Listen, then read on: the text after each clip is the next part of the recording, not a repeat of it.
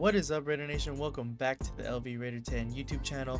It is week number 5. The Las Vegas Raiders are headed to Indianapolis to take on the Colts. And let's go ahead and let's see what the NFL thinks about this Raiders versus Colts matchup. Let's go. Las Vegas Raiders head east week 5. They were pretty sure that whole blocked field goal thing was just a week 3 thing. Guess there was just one left. The kick is blocked. Unbelievable. Both them and their foes trying to rebound from a loss. They are in Indianapolis taking on a Colts squad that failed to come out victorious for the first time this year. Jones heaves it for Pittman on the sideline. Intercepted. Indy still 3-1. Raiders now 1-3 and trying to get rid of that sick feeling. Shoe fans knew the 4th installment of Indiana Jones wasn't good, and it wasn't good for Daniel either. Hits week 5 off his first Rotten Tomato outing as a Colt, an 80 rate with 2 picks. He's going up top, looking downfield for Adonai Mitchell, and it's intercepted. In turn, Raiders defense gets a Colts offense that only managed 20 points after being good for 29 plus the first 3 weeks. Pressure, but it gets to Jones. Yeah, I think the main thing that I've been talking about all week leading up to this preview video has been that the Colts are a good team. They've been a good team for the first 4 weeks of the NFL season, and they've scored, as you can see here, 29 plus points in the first 3 games. And then the Rams held them to only 20. And what they do very well is run the ball. They run the ball really well, and they don't allow the opposing offense to get very many possessions, which the Raiders have been doing themselves because they just turn the ball over. So what the Raiders need to do here is really take advantage of the possessions that they're given, because the Colts are going to be extremely unforgiving in the rushing game, and they're going to chew down the clock and get them in the best possible position to win this game. And what the Colts also do very well is when they score points, they score touchdowns. You don't get 29 plus points in the first 3 weeks by scoring only field goals. So when they get in the red zone, when they get the ball, they score touchdowns. That's what the Raiders need to really hone in on, is the rushing defense. And I've said it this week as well. This Colts offensive line is one of the best in the NFL right now. And the Raiders have yet to really go against a really top tier offensive line yet. And our defensive front has been playing well. So this is going to be a really big test for our defensive front in evaluating how exactly we should utilize them moving forward in the season. Ball pops out, stripped out by Verse. The defense they want to get back on track against gave up 25 points to Chicago, which does make 25 points allowed back-to-back games. Williams slings it over the middle, caught Odunze. But DJ and company are not facing a soft defense, held Chicago to 1 for 4 in the red zone, held Caleb Williams to 5.7 yards per attempt, 1 touchdown, while picking him off, held him to a 73 rate. Williams batted up in the air, and it is picked. Crosby. That show.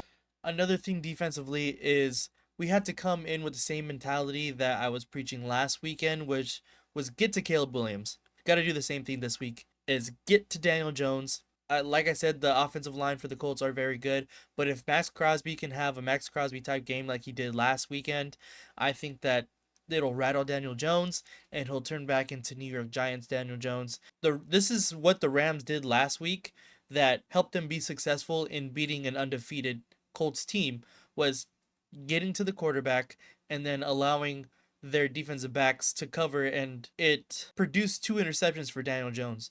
So same formula here. Let's get Max Crosby, Malcolm Kuntz, and everybody else in our defensive front to get to the quarterback, help our defensive backs by getting to the quarterback early and often. Only got their rating allowed for the year to 93, so hasn't been lights out every week. Gave up 69 yards and a touchdown to Rome Odunze. Jones ended up piling up 260 plus yards versus the Rams. Josh Downs 24 yards. Michael Pittman saw 10 targets, 4 more than anyone else. 41 yards and a touchdown. That's 3 TDs and 4 shifts worked. Jones to the end zone, caught for the touchdown by Michael Pittman. Tyler Warren went for 70 yards. 3rd time in 4 games he's hit that many or more. He ran for a TD too. Hands to Warren. Warren barrels inside the 2. It's a touchdown. And Adonai Mitchell, 96 yards, a 75-yarder, his first big 2025 game. Oh, what a catch!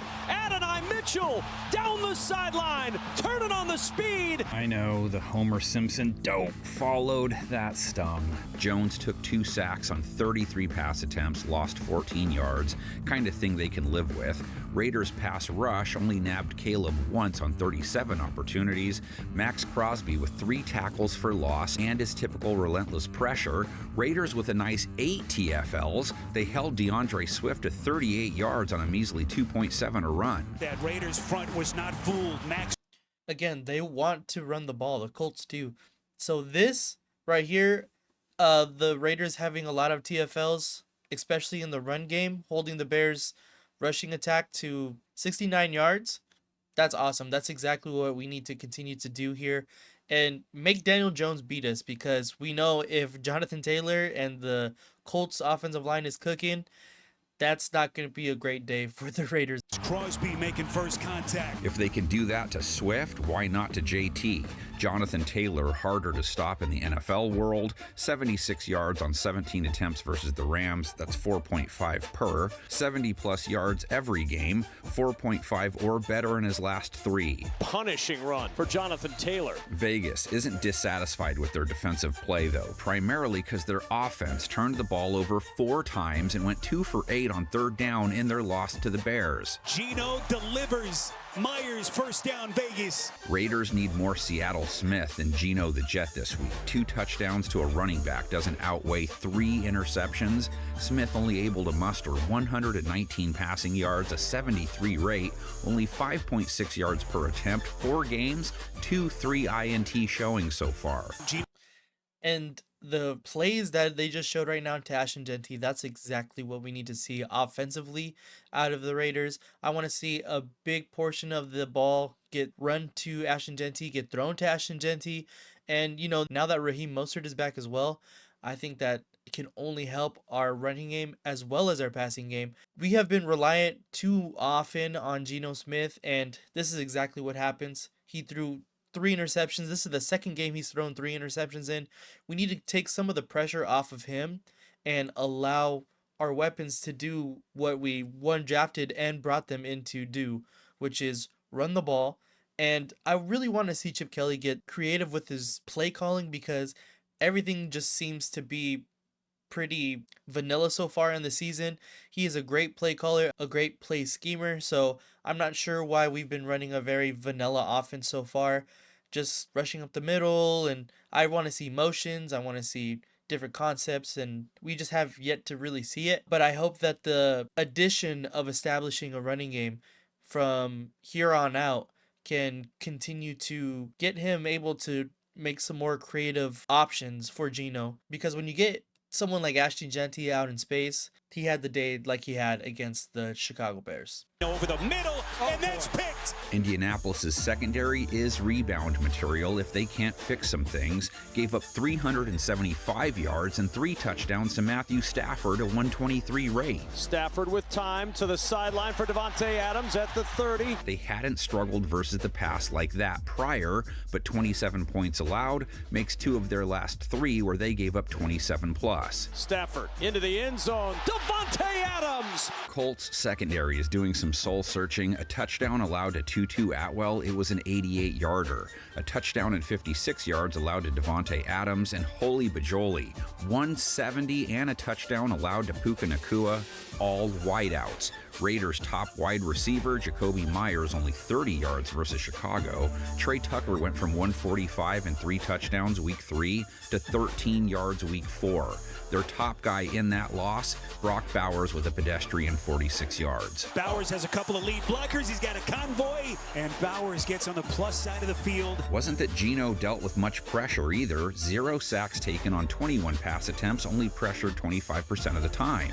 Colts did sack Stafford 3 times. 9 QB hits is good stuff. Pressure coming. He's in trouble. Down he goes. That same front didn't play Kyron Williams well, though. 77 yards allowed on 5.9 a carry, and his long was just 11 yards. On first down, Kyron Williams into the secondary. Exactly what I mentioned. We need to have a big dose of Ashton Genty in this game, and then let Geno work off of the play action off of that. Because, again, we do not need to be leaning on him as often as we have so far in this season. We drafted Ashton Genty 6 overall to establish a running game. Pete Carroll's known to be a very heavy rushing attack offense type of coach. So why we haven't really seen that yet is mind-blowing to me. But I think this Bears game the week prior really showed the capabilities of this offensive line and Ashton Genty when everything is clicking and working cohesively. So from here on out, I really do expect Ashton Genty and the rushing attack to be more successful. Hold the previously hot Blake Corum to 2.3 a run on 9 tries. Now they get Ashton Genty trying to build off his breakout showing in the NFL, rewarded fantasy owners who were patient by catching 2 TD passes and breaking off a 64-yard TD run, 138 total yards, 6.6 a carry. The rookie, 64 yards, touchdown. And Raheem Mostert, 62 yards on just 4 tries, broke a 37-yarder. This is the Raiders-Colts rubber match. The series tied at 11. How about this for the first ever hookup?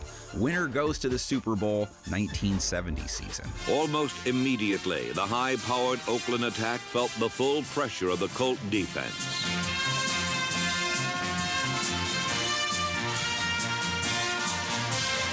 There were enough completions to give the Raiders one of their worst days in years.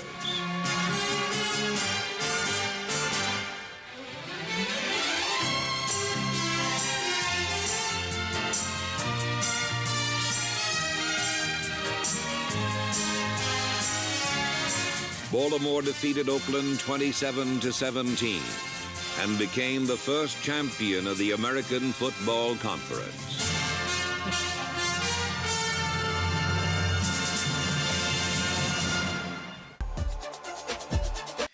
I always love when they show that older kind of film. I just think it's really cool.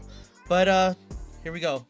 This is exactly what we are looking for. Of course, nearly everybody has the Colts. Daniel Jeremiah and MJD, of course, the former Raider, is gonna go with the Raiders. To be honest, I've been saying this entire week that I think the Colts is gonna win. I think my score prediction at 21-14, if I'm not mistaken. I do think that the Colts are going to come out of this game winners. I think that they just control the ball extremely well. That's what they've been doing so far in this early NFL season. And the Raiders, if they can't control their turnovers and they can't establish a run, they're not going to do much.